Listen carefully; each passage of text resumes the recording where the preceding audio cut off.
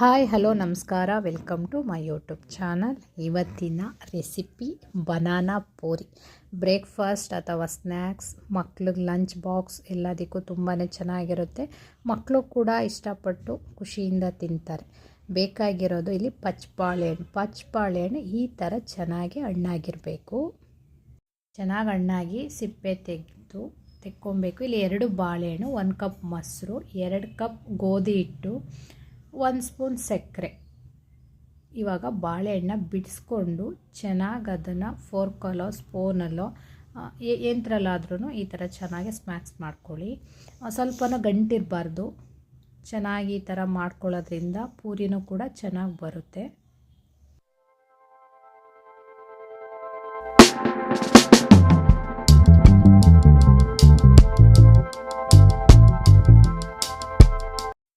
ಚೆನ್ನಾಗಿ ಈ ಥರ ಬಾಳೆಹಣ್ಣು ಮಾಡ್ಕೊಂಡಾದ್ಮೇಲೆ 1 ಸ್ಪೂನ್ ಸಕ್ಕರೆ ಹಾಕ್ಕೊಳ್ಳಿ. ಸಕ್ಕರೆನೂ ಅಷ್ಟೇ 1 ನಿಮಿಷ ಈ ಥರ ಚೆನ್ನಾಗಿ ಮಿಕ್ಸ್ ಮಾಡ್ಕೊಳ್ಳಿ. ಸಕ್ಕರೆ ಕರಗಬೇಕು, ಅದಕ್ಕೋಸ್ಕರ 1 ನಿಮಿಷ ಈ ಥರ ಮಿಕ್ಸ್ ಮಾಡ್ಕೊಬೇಕು. ನೆಕ್ಸ್ಟು 1 ಕಪ್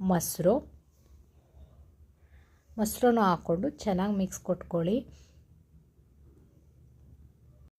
ನೀರನ್ನ ಆ್ಯಡ್ ಮಾಡ್ತಾ ಇಲ್ಲ, ಓನ್ಲಿ ಮೊಸರು ಅಷ್ಟೇ.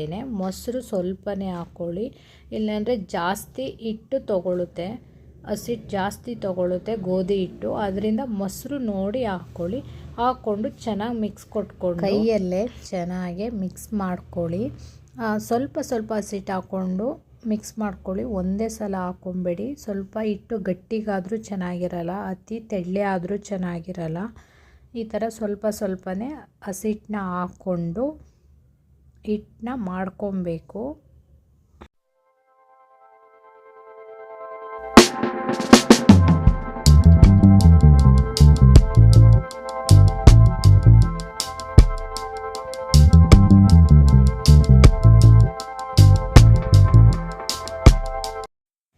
ಈ ಥರ ಹಿಟ್ಟನ್ನು ಚೆನ್ನಾಗಿ ನಾದ್ಕೊಂಡು ಇವಾಗ ಸ್ವಲ್ಪ ಎಣ್ಣೆ ಹಾಕ್ಕೊಂಡು ಚೆನ್ನಾಗಿ ನಾದ್ಕೊಳ್ಳಿ.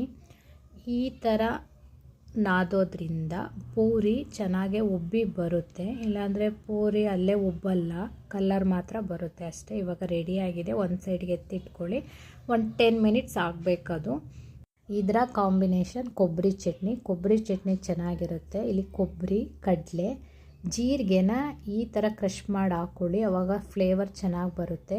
ಉಪ್ಪು, ಹಸಿಮೆಣಸಿನ್ಕಾಯಿ, ಕರಿಬೇವು, ಕೊತ್ತಂಬರಿ ಸೊಪ್ಪು ಇಷ್ಟನ್ನು ಹಾಕ್ಕೊಂಡು ರುಬ್ಕೊಳ್ಳಿ. ಇಲ್ಲಿ ನೀರು ನಿಮ್ಗೆ ಎಷ್ಟು ಬೇಕು ಅಷ್ಟನ್ನು ಇಲ್ಲೇ ಆ್ಯಡ್ ಮಾಡ್ಕೊಳ್ಳಿ. ಚಟ್ನಿ ರುಬ್ಬಾದ್ಮೇಲೆ ನೀರು ಆ್ಯಡ್ ಮಾಡಿದ್ರೆ ಅಷ್ಟು ಚೆನ್ನಾಗಿರಲ್ಲ. ಇದಕ್ಕೆ ಸ್ವಲ್ಪ ಚಟ್ನಿ ತೆಳ್ಳಗಿದ್ರೆ ಚೆನ್ನಾಗಿರುತ್ತೆ, ಗಟ್ಟಿಗಿದ್ರೆ ಅಷ್ಟು ಚೆನ್ನಾಗಿರಲ್ಲ. ಈ ಥರ ಚಟ್ನಿನೂ ರೆಡಿ ಆಯಿತು.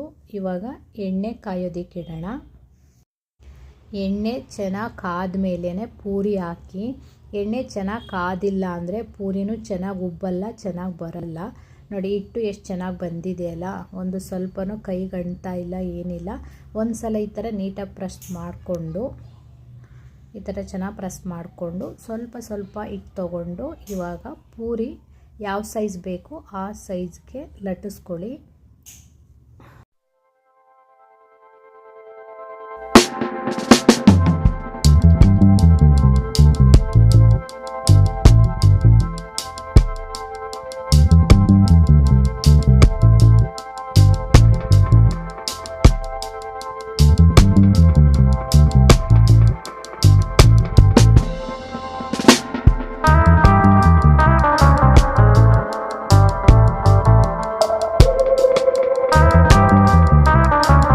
ಈ ಸೈಜ್ ಪೂರಿ ಸಾಕು. ನಾವು ಲಟ್ಟಿಸ್ಬೇಕಾದ್ರೆ ಹಸಿಟ್ಟು ಏನಾದ್ರು ಜಾಸ್ತಿ ಹಾಕ್ಕೊಂಡು ಲಟ್ಟಿಸಿದ್ರೆ ಈ ಥರ ಮಾಡ್ಕೊಳ್ಳಿ. ಪೂರಿ ನಾವು ಹಾಕ್ಬೇಕಾದ್ರೆ ಅದು ಬಿಟ್ಕೊಳ್ಳಲ್ಲ, ಹಸಿಟ್ಟು ಬಿಟ್ಕೊಂಡು ಎಣ್ಣೆ ಕಪ್ಪಾಗಲ್ಲ.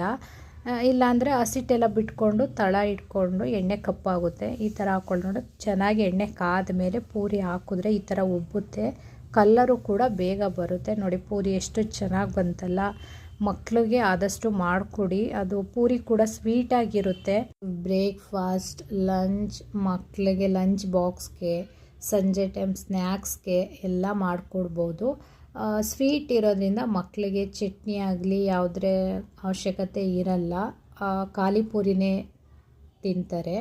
ನಮಗಾದರೆ ಚಟ್ನಿ ಜೊತೆ ಇನ್ನೂ ಸಕ್ಕತ್ತಾಗಿರುತ್ತೆ. ಇದರ ಕಾಂಬಿನೇಷನ್ ಬಂದೇ ಚಟ್ನಿ ಬಿಟ್ಟರೆ ಬೇರೆ ಪಲ್ಯ ಆಗಲಿ ಗೊಜ್ಜಾಗಲಿ ಯಾವುದೂ ಕೂಡ ಚೆನ್ನಾಗಿರಲ್ಲ. ನೆಕ್ಸ್ಟ್ ಪೂರಿನೂ ಅಷ್ಟೇ ನೋಡಿ ಎಷ್ಟು ಚೆನ್ನಾಗಿ ಬಂತು. ಒಂದು ಪೂರಿ ಎತ್ತಾದಮೇಲೆ 1 ನಿಮಿಷ ಗ್ಯಾಪ್ ಬಿಡಿ, ಎಣ್ಣೆ ಸ್ವಲ್ಪ ಕಾದಾದಮೇಲೆ ಪೂರಿ ಹಾಕಿ. ಹಿಂದಿಂದೇ ಪೂರಿ ಹಾಕಿದ್ರೆ ಒಂದು ಉಬ್ಬುತ್ತೆ, ಒಂದು ಉಬ್ಬಲ್ಲ. ಒಂದು ಸ್ವಲ್ಪ ಗ್ಯಾಪ್ ಬಿಟ್ಟು ಹಾಕೋದ್ರಿಂದ ಪೂರಿನೂ ಚೆನ್ನಾಗಿ ಬರುತ್ತೆ. ಗೈಸ್ ರೆಡಿ ಆಯಿತು ಪೂರಿ, ತಿನ್ನೋದಷ್ಟೇ ಬಾಕಿ ಇರೋದು. ನನ್ನ ಮಗ ಆಲ್ರೆಡಿ ಕಾಯ್ತಾ ಇದ್ದಾನೆ ಕೂತ್ಕೊಂಡು, ಅಮ್ಮ ನನಗೆ ಪೂರಿ ಅಂತ. ನೋಡಿ ಫೈನಲಿ ಎಷ್ಟು ಚೆನ್ನಾಗಿ ಬಂದಿದೆಯಲ್ಲ ಪೂರಿ, ತುಂಬ ಚೆನ್ನಾಗಿರುತ್ತೆ. ಯಾವುದೇ ಎಣ್ಣೆ ಇರಲ್ಲ. ನಾನಿಲ್ಲಿ ಕಡಲೆಕಾಯಿ ಎಣ್ಣೆ ಬಳಸ್ತಾ ಇದ್ದೀನಿ. ಕಡಲೆಕಾಯಿ ಎಣ್ಣೆ ಬಳಸೋದ್ರಿಂದ ನೋಡಿ ಪೂರಿ ಮೇಲೆ ಒಂದು ಸ್ವಲ್ಪನೂ ಎಣ್ಣೆ ಕೂತಿರಲ್ಲ, ಒಳ್ಳೆ ಡ್ರೈ ಆಗಿರುತ್ತೆ, ಟೇಸ್ಟು ಕೂಡ ಚೆನ್ನಾಗಿರುತ್ತೆ. ಆದಷ್ಟು ನೀವು ಅಷ್ಟೇ ಮನೇಲಿ ಕಡಲೆಕಾಯಿ ಎಣ್ಣೆ ಬಳಸಿ. ಆದಷ್ಟು ಮಕ್ಳಿಗೆ ಮಾಡಿಕೊಡಿ, ಇಷ್ಟ ಆಗುತ್ತೆ. ಗೈಸ್ ಯಾರೆಲ್ಲ ವಿಡಿಯೋ ನೋಡ್ತಾ ಇದ್ದಾರಾ ನಮ್ಮ ಚಾನಲ್ನ ಸಬ್ಸ್ಕ್ರೈಬ್ ಮಾಡಿ ವಾಚ್ ಮಾಡಿ, ಹೇಗಿತ್ತು ಅನ್ನೋದ ಕಮೆಂಟ್ ಮಾಡಿ. ಹೆಂಗ್ ತುಂಬಾ ಚೆನ್ನಾಗಿದೆ, ಎದಕ್ಕೆ ಹಾಕಿದ್ದಾರೆ ಪೂರಿ ಸಕ್ಕತ್ ತುಂಬಾ ಚೆನ್ನಾಗಿದೆ. ಹೆಂಗ್ ಮಾಡಿದ್ರೆ ನಮ್ಮ ಫೇವ್ರೇಟ್ ಮಾಡಿದ್ರೆ ಯಾರು ಬೇಕು ಪೂರಿ ಅವರಿಗೆ ಹಾಕ್ಕೊಳ್ಳಿ. Thank you so much.